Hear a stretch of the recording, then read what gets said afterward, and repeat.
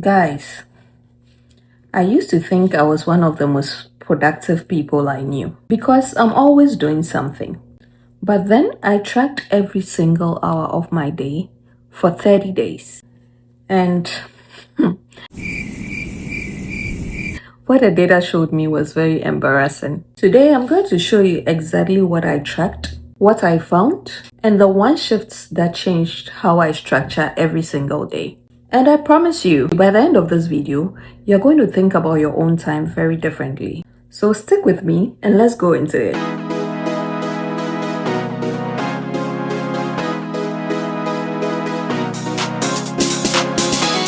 So let me tell you why I started this experiment in the first place. When I moved into Canada in December 2023, everything had to reset. My routine, my social life, my environment, basically everything. And I had this rare blank slate moment where I could basically rebuild my daily life from scratch. And as someone with an economics background, I know that your most valuable resource as a person is never money, it's time. Because money is something you can make back when you lose it. But time, that's non-renewable. So I just thought to myself that if I was analyzing a business, the first thing I'll do is to look at where the resources are actually going, not where the plan says they should go, right? So I decided to do that with my own life, and that is why the whole subject of tracking my life came into the picture. So here's what I tracked. Every single day for 30 days, I logged 6 things. Number 1, sleep. What time I went to bed, what time I woke up, and how I felt when I woke up from a scale of 1 to 10. Number 2, deep work. I analyzed the hours I spent on tasks that actually required my full brain. I mean real focused work. Number 3, screen time, specifically social media. And I did not cheat with that. I used my phone's built-in tracker, so I could not lie to myself about that. Number 4, movement.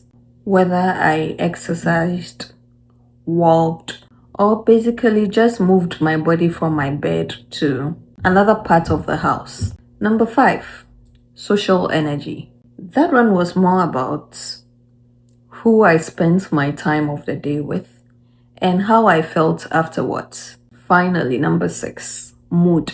That was just a simple score at the end of each day that ranged from 1 to 10. It's a simple system. No fancy app. Just a notes page on my phone, updated every night before bed. And after 30 days, I sat down and put it all into a spreadsheet. And what I saw shocked me completely. Let's start with sleep because this one surprised me the most. I always told myself that I function fine with just 6 hours of sleep. And I can bet a lot of us tell ourselves that, especially when we're adulting. Like it's a badge of honor. However, the data said otherwise. On days where I slept less than 7 hours, my deep work score dropped by almost half. My mood on those days averaged a 5 out of 10. And I made more impulsive decisions. I could see that in my spending log, in my food choices, in how easily I got distracted. But on days that I slept for 7.5 hours to even 8 hours, my average mood was 7.8 out of 10. Deep work sessions were longer. And here's the wild part. I actually got more done within a less period of time. So the lesson I learned here is that sleep isn't rest. It is actually a performance infrastructure. And I was sabotaging mine, calling it discipline. Now let's talk about screen time. That was the uncomfortable one. I thought I was spending maybe half an hour or half a day on social media. Of course, I'm a content creator, so I told myself it was research. It's part of the job, innit? I found out that the average across 30 days was 3 hours and 40 minutes. So I was just thinking to myself, 3 hours and 40 minutes every day on social media? You think it's a joke? You think it's a joke? Devil has been waiting for you since to fail. And you just carry your destiny, give it to him, say, bros, do your thing. Oswa! Oswa! Now let me put that in economist terms for you. That is roughly 25 hours a week. Over a year, that is, I really need you to hear this number. Over a year, that is 1,300 hours. In short, that is 54 full days gone. And the worst part wasn't the number. The worst part was what I found out when I cross-referenced it with my deep work log. It turns out that on my highest screen time days, my deep work was almost non-existent. And that was not because I didn't have time, but because my brain was so fragmented from constant scrolling that I couldn't hold focus long enough to do anything meaningful. So the lesson here is that I wasn't consuming content, I was consuming my capacity. And for me, that is very deep. The third thing my analysis revealed actually got me excited because it's the most actionable thing I found. I've always known myself to be a night person because I do my best work late at night when every other person is asleep. So usually when my mom wants to call me, she calls me when it's around 2 a.m. here or 3 a.m. because by then it will be morning in Ghana, right? And she knows that I'm a night owl, so when she wakes up and she tries to call me, she's going to reach me. So yes, that's who I've known myself to be. But guess what? When I mapped my deep work quality against the time of day, I found out that my sharpest, most focused, and most creative hours were consistently between 8 a.m. and 11 a.m. every single week. But guess what I was doing during that window? Most of the mornings, I was mostly warming up and probably easing into the day. I was literally spending my most valuable cognitive hours on the lowest value activities. And then afterwards, I'll sit down and be wondering why by the time I sat down to do real work, all the energy is gone. There's nothing left. So the lesson number 3 I learned from this exercise is that your peak hours are an asset and most of us spend it on autopilot. Now let's talk about social energy.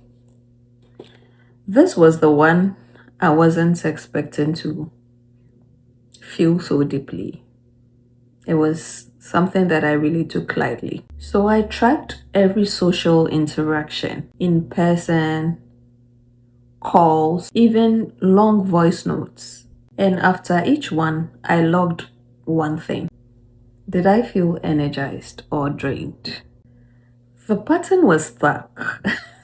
There were certain people in my life, right, that after every conversation that I had with them, my mood score just went up from 0 to 100. My evening productivity went up and I just felt lighter. And there were the others. I'm not saying they are bad people, but there were others that after every time I speak to them, consistently my scores dropped, sometimes for the rest of the day.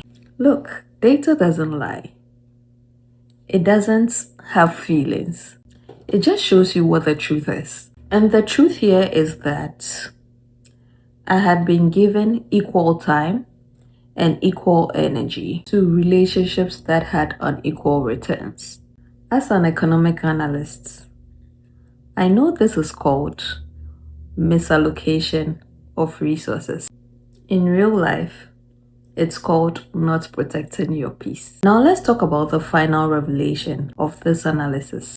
This is a very big one for me, and it is the one that ties everything together. So before I started tracking, I sat down and wrote how I thought I spent my time of each day and my estimated breakdown. And after 30 days, I compared it to the actual data. I thought I was doing about 4 hours of deep work every day. However, the real number was 1 hour and 40 minutes. Only. I thought I was sleeping for 7 hours, but the real average was 6 hours and 12 minutes. I also thought I was spending about an hour on social media, but you already know the answer. Hence, the gap between who we think we are and what the data actually shows. The gap is where most of our frustrations actually live. But it turns out we are working from a completely inaccurate map of our own lives. You cannot fix a problem you have not accurately diagnosed. So here's what I actually did from all I got from my analysis. Let's have it. Let's have it. 3 things. And I want to give you these practically. First, I made my peak hours untouchable. During those hours, no phone, no social media, just deep work. That window is sacred and everything else gets scheduled around it, not the other way around. So when I know that this period is my most productive hours, you would hardly find me on social media. You would hardly find me on a phone call with somebody. I have to get to my tasks and hit the ground running. No distractions. Secondly, I give myself a real screen time budget. 1 hour of social media a day. Intentional, scheduled, no mindless scrolling between tasks. And on days that I go over that, I don't guilt trip myself. I just look at my deep work score for that day and allow the data to do the talking. Thirdly, this is the one that changed my relationships. I started being intentional about who gets my best hours. People who energize me, I started scheduling real time with them. Not leftover time, real time. And the results after living this way for 60 days, I noticed my deep work has almost doubled. My average mood score went from 6.1 to 7.4. And for the first time in a long time, I started ending my days feeling like I had actually moved forward with something, not just survived the day. So here's what I want to leave you with. Most people are living on autopilot, just reacting to their days instead of designing them. And I'm not saying that's a character flaw. It's just what happens when you never stop to look at the data. You are generating information about your own life every single day. Your energy, your patterns, relationships, your time, all of it is telling you something. The question is, are you paying attention? I want you to give this a try. Not for 30 days, just 1 week. Pick 3 things in your life to track. And then come back and tell me in the comment section what you found out. Because I genuinely believe that 1 week of honest data will show you something about your life that months of journaling and motivation videos never could. Because numbers don't lie, they do tell stories. And I want to help you read yours. If this video made you think about your own live data, share it with somebody who needs to hear this. And hit that subscribe button if you haven't done that already. Share your thoughts in the comments section because I'd love to hear them. And also, don't forget to like it. Until I come your way again next time, it's bye for now. Mwah.